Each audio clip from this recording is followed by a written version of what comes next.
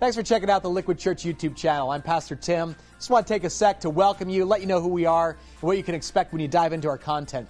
Liquid Church exists to saturate the world with the love of Jesus Christ, and everybody's welcome at Liquid. So I want to personally invite you, become part of our online community. We're a Christian church, but non-denominational. We have locations all around New Jersey.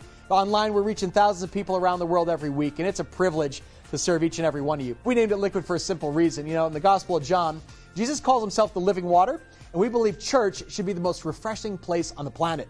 You know, God's grace, His radical love for you, it's like a cool glass of water on a hot day. So as you check out some of our videos, I hope you get a sense. We do church a little differently with passion and authenticity. You know, I like to joke that Liquid is the perfect place for imperfect people, so I hope you'll find it refreshing. Now, we live stream church services every weekend right here on YouTube. We upload a new message every weekend, so you can go ahead and subscribe to our channel. Make sure you get the latest. All our content is designed to give you a fresh injection of faith and hope where you need it most. You'll see we're talking about stuff like combating anxiety, dealing with doubt, searching for joy. We get super practical. What does God say about love, sex, dating, marriage? What advice does He have for parents? We don't shy away from the big questions. Why does God allow suffering? There's biblical truths we can apply to every aspect of our life, and we want to help you grow in your relationship with God. Now, I want to close simply by encouraging you. Let you know God loves you, that Jesus is with you.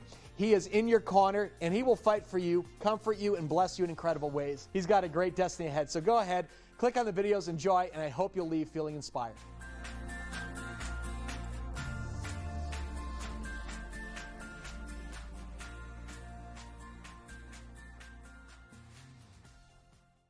Teman-teman, tadi adalah video pengantar dari kami. Nah, sekarang mari kita dengarkan materi yang akan disajikan oleh kelompok 5 ya. Oke, sebelum kita membahas lebih jauh tentang pemikiran Edward, menjadi penting untuk kita melihat profil singkat beliau dan latar belakang singkat tentang pemikiran beliau. Nah, beliau sendiri menyelesaikan studi doktoralnya dengan menghasilkan Selim Worship di 2005. Beliau adalah profesor vertikal teologi pada Departemen Teologi dan Religion, juga mengajar di media dan populer kultur. Beliau juga mengajar eklesiologi dan etnografi di Durham University. Ia juga berkecimpung aktif di bidang misi dan pelayanan gereja. Teristimewa beliau memfokuskan pada kaum muda dan budaya populer. Nah, dari minat dan biografi singkat beliau ini yang nantinya akan menentukan cara berpikir beliau dalam tulisan Liquid Church atau gereja cair. Nah, bagi beliau, gereja tidak pernah statis dan tidak dapat membuat bentuk-bentuk permanen yang terbukti efektif dalam waktu dan tempat tertentu. Artinya, pemahaman suatu gereja tidak akan efektif ketika dia sudah permanen dan pemahaman itu dibawa dalam satu budaya tertentu. Karena bagi beliau, tantangan yang diangkat dalam suatu budaya selalu berkembang dan peristiwa sejarah selalu akan diperbaharui oleh inovasi-inovasi yang dikembangkan oleh gereja dalam kehidupan gereja itu sendiri. Nah, oleh karena itu, gereja dituntut untuk terus membutuhkan pembaharuan. Karena pembaharuan adalah konsep dasar dari sifat gereja. Akan tetapi kita jangan terburu-buru menerjemahkan pemahaman beliau tentang pembaharuan gereja ini. Nah, untuk mengetahui lebih dalam, lebih jauh tentang bagaimana gereja harus memperbaharui dirinya dalam satu komunitas budaya tertentu, nanti kita akan bahas lebih jauh. Tetapi paling tidak, kita jangan melihat hanya sesingkat ini konsep yang saya sudah sampaikan. Memang pada prinsipnya, dia tidak terlepas dari konsep singkat ini. Tetapi lebih jauh lagi, nanti kita akan membahas pada pemahaman-pemahaman yang nantinya akan dibahas oleh teman-teman kelompok. Apa itu Liquid Church, dasar-dasar teologisnya apa, dan sistemnya seperti apa. Nah, itu nanti kita akan melihat dalam pembahasan-pembahasan kelompok yang akan dibahas oleh teman-teman saya. Ya, sekarang kita masuk dalam penjelasan mengapa harus gereja cair ataupun Liquid Church. Dalam bukunya, Peter Watts menyarankan bahwa perlunya gereja beralih dari melihat gereja sebagai pertemuan orang-orang di satu tempat pada waktu itu, yaitu jemaat kegagasan gereja sebagai serangkaian hubungan dan komunikasi. Gereja cair berpendapat bahwa perubahan budaya yang cepat secara meluas telah mempengaruhi kehidupan komunal dan saksi gereja. Yang berarti bahwa gereja seperti yang kita ketahui memiliki sejumlah masalah. Tidak sedikit dari masalah ini adalah kemampuan gereja untuk menjadi agen yang efektif untuk misi dalam kultur. Oleh karena itu, gereja membutuhkan reformasi baru untuk memperbaharui dan menyegarkan gereja jika ingin setia pada tujuan dan Tuhannya. Dalam penjelasannya, ia mengatakan bahwa juga gereja yaitu gagasan akrab tentang persekutuan. Dalam pemahaman ini, seharusnya gereja perlu menerima yang namanya gereja liquid, dalam artian bahwa gereja tidak terlalu ekstrim ataupun kaku. Namun dalam penerapan gereja yang liquid membutuhkan wadah yang solid dengan tujuan untuk membentuk gereja yang fleksibel. Oleh karena itu, dalam perkembangan zaman ke zaman, gereja perlu mendukung perkembangan dan terbuka dalam perkembangan kehidupan bergereja. Dua alasan pendukung pentingnya dari liquid church ataupun gereja yang cair. Pertama, mengikuti perkembangan.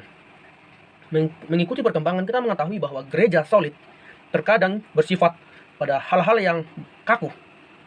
Oleh karena itu, gereja yang cair merupakan hal penting, di mana pada saat itu dalam pola gereja yang sesuatu terdapat kegagalan terhadap dengan minat rohani sehingga terbentuknya kelaparan yang nyata.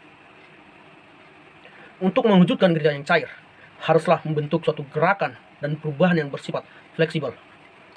Kedua, dinamis. Kita mengetahui bahwa gereja yang cair memiliki potensi cepat dalam menyesuaikan perubahan-perubahan keadaan yang ada. Dalam penerapan gereja liquid yang dinamis diharapkan dapat menyumbangkan perubahan yang semakin lebih baik dan tidak bersifat kaku dan tidak menutup diri terhadap perkembangan perubahan zaman. Namun juga harus perlu diketahui bahwa inti dari dogma tidaklah boleh berubah, melainkan dapat mengevaluasi. Oleh karena itu, gereja berani dalam melangkah, mencoba cara-cara baru, serta memanfaatkan perkembangan zaman untuk menerapkan misi gereja yang nyata dan hidup. Dasar-dasar teologi dengan doktrin Kristus. Ada dasar Kristus dan gereja. Kita dapat menemukan realitas gereja hanya di dalam Kristus. Kita percaya bahwa Kristus adalah asal dan kebenaran. Gereja adalah gereja Yesus Kristus dan semua orang Kristen bersatu di dalam Dia. Bab ini akan membawa kita ke dalam dasar teologis untuk gereja yang liquid dengan melihat teologi Paulus tentang partisipasi dalam Kristus. Lalu ada dalam Kristus. Berbagai macam penggunaan kata di dalam Kristus oleh Paulus menunjukkan bahwa di samping kepercayaan tentang Kristus, ada juga pengalaman tentang Kristus yang bangkit dan hidup. Kedua hal ini adalah aspek penting dari pemikiran Paulus. Paulus merasa bahwa dia telah diangkat dalam kehidupan Kristus dan mulai sekarang hidupnya dikaitkan dengan Kristus. Tubuh Kristus. Tubuh adalah gambaran dominan dalam teologi gerejanya Paulus. Kesatuan roh adalah sesuatu yang diberikan kepada orang percaya. Persekutuan orang percaya belum diciptakan oleh tindakan manusia, itu datang melalui saling berbagi dalam kehidupan roh, bersatu dengan Kristus, berarti disatukan dengan tubuh Kristus. Dalam Kristus atau dalam gereja. Penggunaan frasa dalam Kristus oleh Paulus menggeser kita keluar dari kehidupan gereja yang terikat secara institusional. Kita di dalam Kristus ketika apa yang kita lakukan dan katakan sesuai dengan karakter dan hidupnya. Kita berada di dalam Kristus ketika kita mengalami arahan dan bimbingan dari Roh Kudus. Kita berada di dalam Kristus saat kita beribadah dan merayakan ibadah bersama-sama. Saat kita mengatakan di gereja, kita sulit untuk mengeluarkan semacam bangunan dari pikiran kita. Kita perlu menemukan cara membayangkan gereja yang mencerminkan kepenuhan Kristus, di mana segala sesuatu menjadi bersatu. Paulus mampu menggabungkan gaya hidup dinamis, berada di dalam Kristus dengan gagasan menjadi satu dengan orang Kristen lainnya di dalam tubuh Kristus. Partisipasi dan perbedaan.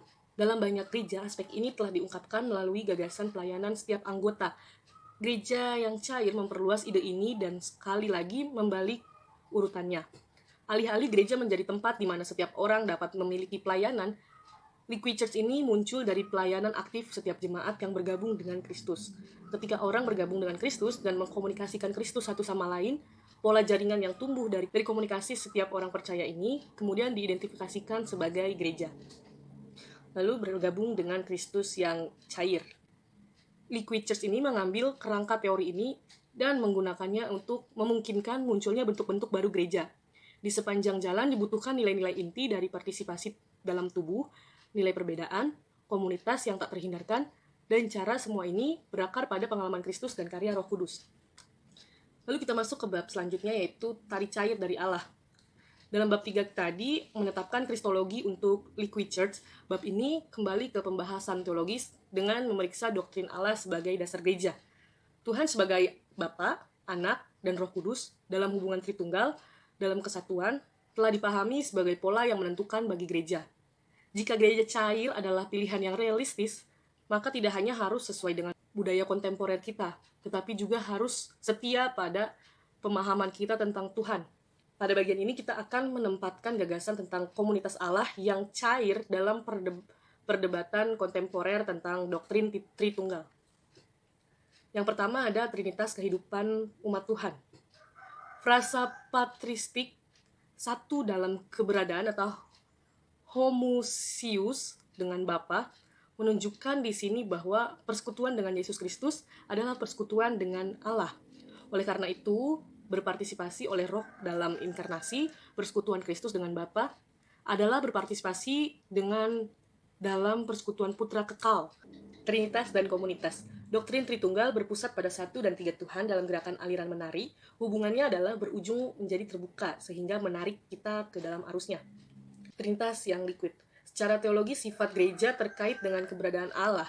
Jika Tuhan dilihat sebagai aliran hubungan di antara Bapa, Anak, dan Roh Kudus, maka kita temukan di sini dorongan yang signifikan untuk jenis gereja yang lebih cair. Sekarang kita masuk di bagian firman Allah dan gereja cair.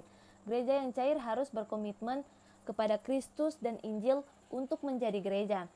Ini tidak berarti bahwa kita masuk ke dalam situasi ini dengan cetakan biografi lengkap tentang apa yang kita harapkan untuk dilihat di gereja baru kita, atau bahwa kita telah memutuskan bagaimana dan dalam istilah apa kita akan mengungkapkan pesan Kristus.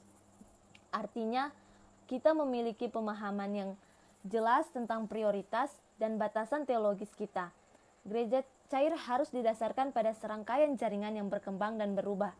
Melalui jaringan tersebut akan terjadi arus komunikasi. Jika kita ingin mengembangkan gereja yang benar, maka kita akan salah jika kita berkonsentrasi pada pembangunan jaringan.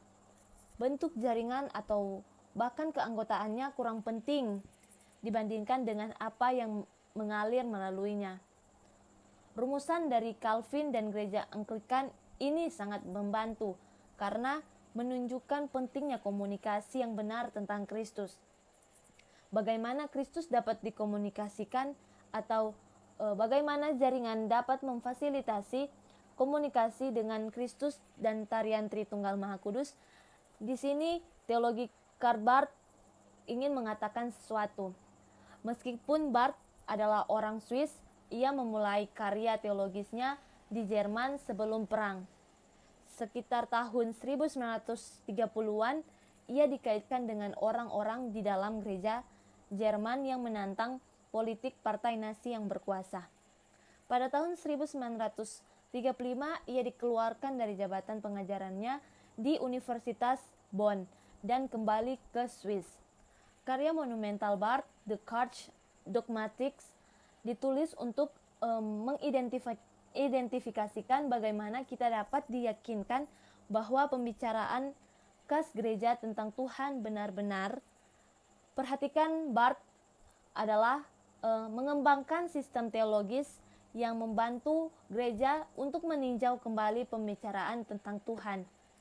Ia menyebut proses peninjauan dan koreksi ini sebagai dogmatik.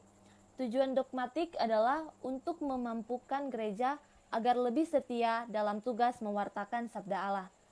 Oleh karena itu, karya Barth menawarkan titik awal untuk memperhatikan bagaimana kita dapat menilai kebenaran gereja yang cair. Dalam semua ini, komitmen utama gereja harus mengkomunikasikan kabar baik tentang Kristus. Pesan para reformator dan Barth menunjukkan bahwa kemurnian dalam gereja tidak pernah dijamin oleh pengaturan kelembagaan. Gereja benar-benar menjadi dirinya sendiri ketika mengkomunikasikan Kristus. Oleh karena itu, Ini harus menjadi penekanan dari gereja yang cair.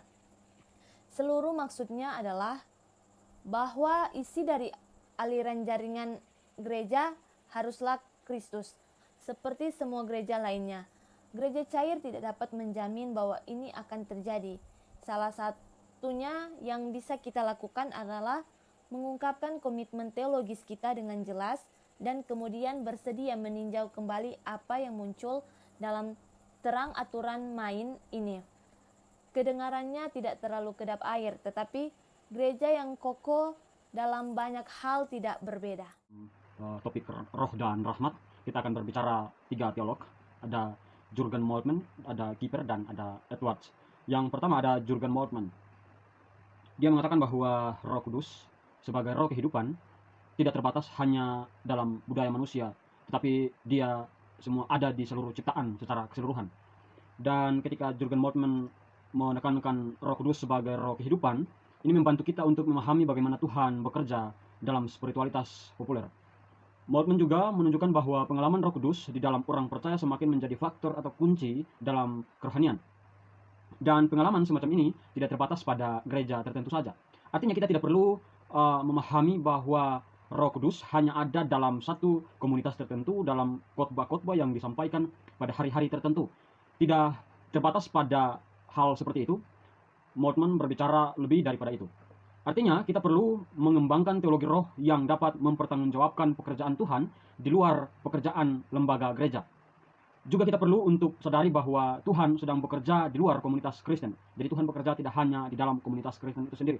Dan ketika Moltmann mendasari ini, dia mengatakan bahwa ketika kita mengatakan Tuhan hanya bekerja pada komunitas tertentu dan Roh Kudus hanya ada dalam khotbah tertentu yang disampaikan, maka pada saat yang bersamaan kita sedang membatasi kekuasaan Tuhan itu sendiri.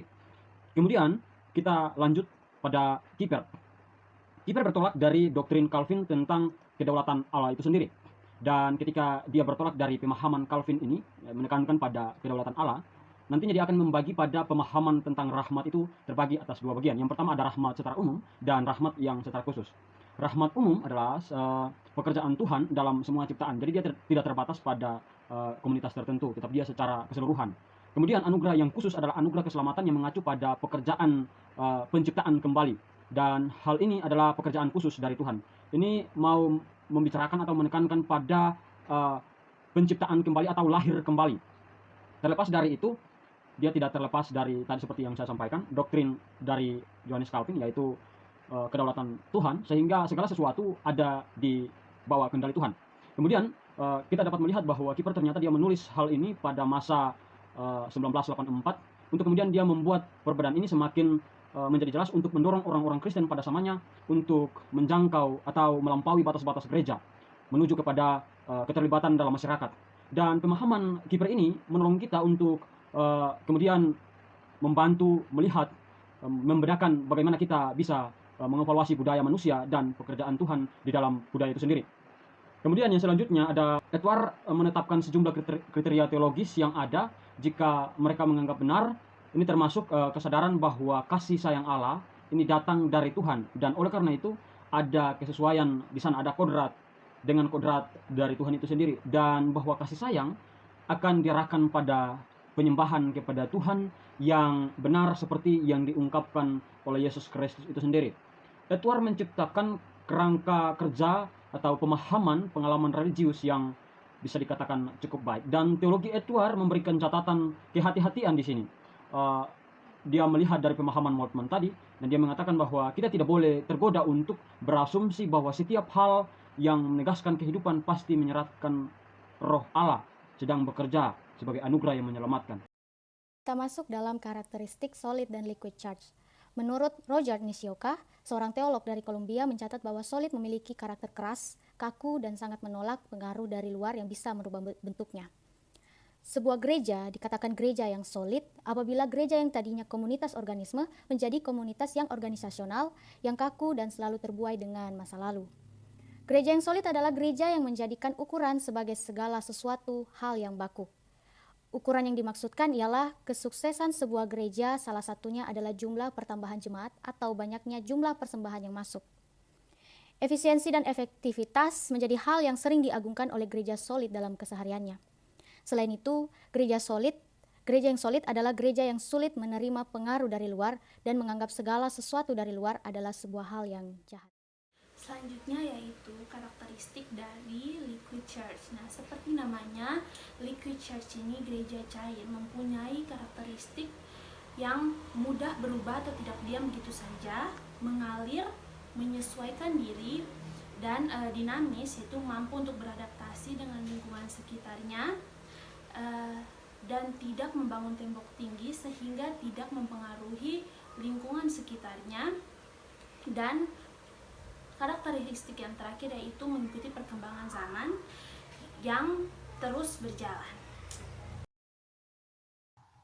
Dalam sistem pemerintahan gereja, yang menjadi landasan ialah Kristus yang merupakan gereja dan sumber otoritas.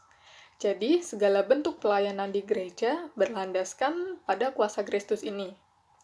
Adapun sistem pemerintahan yang ada dalam kehidupan bergereja, yang pada umumnya dibagi ke dalam 3 bentuk atau 3 sistem. Sistem yang pertama ialah sistem episkopal atau sistem keuskupan. Sistem episkopal ini menyatakan bahwa gereja dipimpin oleh uskup yang segala otoritas dan kewenangannya terletak pada uskup yang mengawasi sekelompok gereja, bukan hanya satu gereja lokal saja. Secara umum, jemaat tidak memiliki bagian dalam kepemimpinan gereja. Kemudian yang kedua adalah sistem kongregasi. Sistem kongregasi dapat disebut juga sebagai sistem independen karena menegaskan bahwa kekuasaan gereja sepenuhnya ada pada jemaat yang memiliki kekuasaan untuk mengatur dirinya sendiri secara independen. Kemudian yang ketiga ialah sistem presbyterian. Sistem presbyterian menegaskan bahwa setiap jemaat yang dipimpin oleh pendetanya sendiri dapat melakukan pelayanan termasuk memanggil pendeta yang dikehendaki. Dalam sistem ini ada jabatan gerejawi yang dipimpin oleh penatua. Jadi, otoritas yang paling tinggi dalam gereja lokal ialah kemajelisan penatua yang juga memimpin gereja tersebut. Tingkat di atas majelis penatua terdapat sinode, dan di atasnya lagi terdapat konferensi umum sebagai sidang tertinggi. Nah, sekarang kita sudah mengetahui 3 sistem pemerintahan gereja yang ada pada gereja-gereja solid. Bagaimana dengan gereja yang liquid atau gereja yang cair? Dalam gereja cair, sistem pemerintahan tidak terlalu dipentingkan atau tidak terlalu ditekankan, melainkan penekanannya ada pada komunitas itu sendiri. Nah, teman-teman, kita akan membahas sistem kegerejaan liquid church sendiri. Gereja liquid adalah gereja non-denominasi. Sebuah gereja liquid kita ketahui bahwa ia harus dapat meleleh atau mencair, maka harus mampu bergerak dan berubah supaya mampu menjawab situasi-situasi yang terjadi. Kita perlu melepaskan model statis gereja yang terutama didasarkan pada jemaat dan bangunan. Maka, gereja liquid, sistem eklesialnya tidak berbicara tentang pemahaman apakah itu kongresional, episkopal, ataupun presbiterial. Sebagai gantinya, kita perlu mengembangkan sebuah gagasan tentang komunitas Kristen, peribadahan, misi, dan organisasi yang lebih fleksibel dan responsif terhadap perubahan. Seperti yang dikatakan Bauman tentang liquid modernitas, yang di dalam modernitas itu di gereja harus membangun persekutuannya. Gereja liquid akan bekerja untuk sebagai serangkaian gerakan atau aliran yang menempatkan persekutuan informal sebagai prioritas komunikasi yang menyampaikan pesan tentang pengalaman bersama Kristus dan dibagikan kepada sejumlah umat. Yang artinya, kebutuhan dasar dalam gereja liquid adalah adanya spiritualitas untuk saling dibagikan. Nah, teman-teman bisa melihat yang akan kami tampilkan dalam beberapa contoh capture mengenai apa saja yang disediakan oleh gereja liquid. Ini merupakan penampakan dari web Liquid Church. Apa itu yang disediakan? Lalu ini channel YouTube Liquid Church.